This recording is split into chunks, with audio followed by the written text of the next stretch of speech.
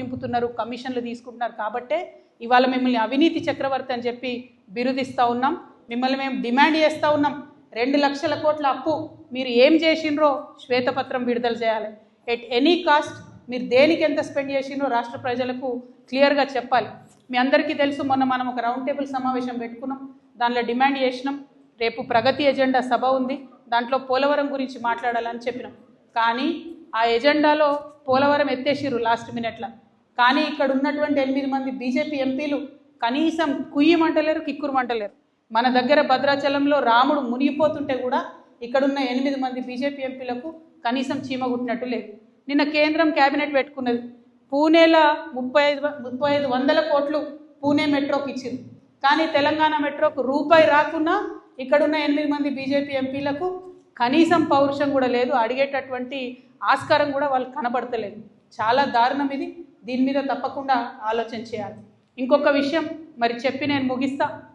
July 6వ తారీఖు నాడు ఇక్కడ ప్రజాభవన్లో రేవంత్ రెడ్డి గారిది, చంద్రబాబు నాయుడు గారిది మీటింగ్ అయ్యి హైదరాబాద్ బిర్యానీ ఆయనకు పెట్టిన తర్వాత, ఈయన గోదావరి నీళ్ళన్నీ కట్టగట్టి గిఫ్ట్ లాగా ఆయనకి ఇచ్చిన తర్వాత, అదే జూలై 15 నాడు సెంట్రల్ గవర్నమెంట్ ఏజెన్సీతో బనకచెర్ల పోలవరం అనేటటువంటి లింకేజ్ ప్రాజెక్టు ప్రారంభమైంది.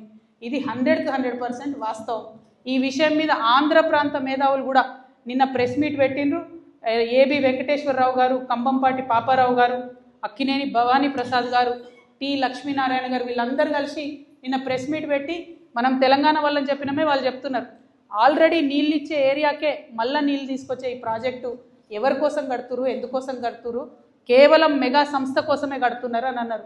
ఈ అవినీతి చక్రవర్తి గారి అవినీతి బార్డర్లు దాటిందనడానికి ఇది మరొక రుజువు.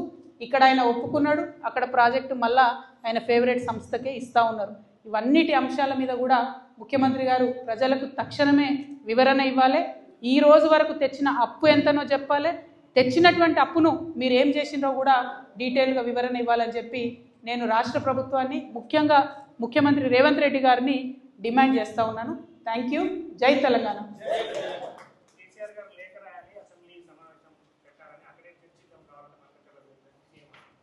నేను మళ్ళా చెప్తున్నా, నిన్న కూడా చెప్పిన, కేసీఆర్ గారు కళలో కూడా తెలంగాణ ప్రజలకు ఏ విషయంలో కావచ్చు, ఆ నీళ్లు కావచ్చు, నిధులు కావచ్చు, నియామకాలు కావచ్చు, కళలో కూడా ఆయన తెలంగాణ ప్రజలకు అన్యాయం చేయబోడు.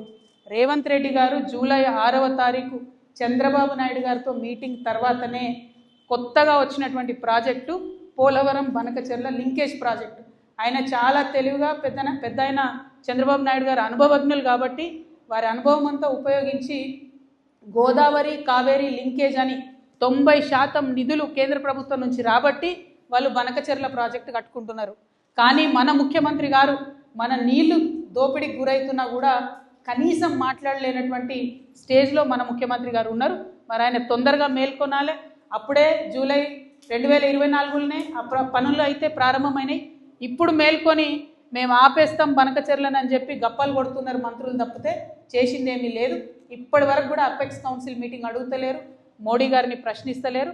సో 100కి 100% ఇది నాటకం తప్పితే నిజం కాదని చెప్పి నేను భావిస్తూ ఉన్నాను.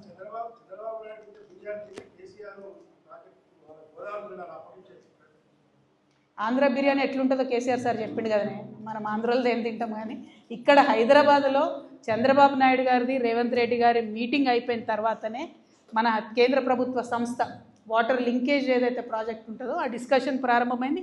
అది ఆధారాలతో సహా ఉన్నది. జూలై 15న వాళ్ళు మీటింగ్ పెట్టుకున్నారు. సో ఇందులో కొత్తదనం ఏం లేదు.